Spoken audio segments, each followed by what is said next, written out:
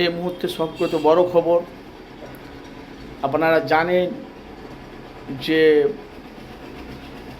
যে ওয়াকা বিলের বাতিলের দাবিতে ফুরফুরা শরীফ থেকে কয়েকবার ডাক ছিল, ব্রিগেডের ডাক ছিল।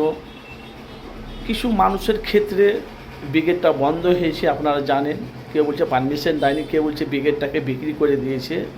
সেই নিয়ে এখন তোলপাড়। এখন ফুরফুরা শরীফের আব্বাস সিদ্দিকী আর নওশাদ সিদ্দিকীকে কিন্তু এরা চাইছে, ওই যে বাংলার মানুষের সাথে কিছু মানুষ ভাওতাবাজি করছে, মানে প্রতারণ করছে। এখন বলা বলি কথা, এখন সেই কাজ নওশাদ সিদ্দিকী আর আব্বাস সিদ্দিকীকে এখন বাংলার মানুষ চাইছে ব্রিগেডের জন্য, ভাইজান যেন ডাক দেয়।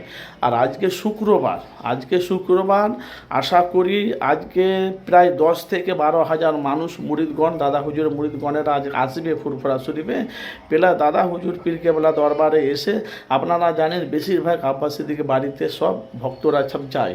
তো আজকে ভাইজানের দরবার থেকে কোনো যদি সমালোচনা হয়, কোনো যদি বড় একটা পদক্ষেপ নাই, সে আপনাদের কাছে সরাসরি আপনাদের চ্যানেলের মাধ্যমে আমি দেখাবো। এই জন্যে ভিডিওটি করা আপনাদের কাছে, কিনা আপনারা জানেন বাংলার জনগণ, সাধারণ মানুষ কিন্তু বলা বলি কথা ভাই, তারা নওশাদ সিদ্দিকের কাছে আব্বাস সিদ্দিকীকে চাইছে। কেন বলেন তো? সে ব্রিগেড নিয়ে, সেই নিয়ে এখন উত্তপ্ত। আপনারা যেখান থেকে আছেন অবশ্যই আপনারা আমার কথাগুলো একটু মনোযোগ দিয়ে শোনেন।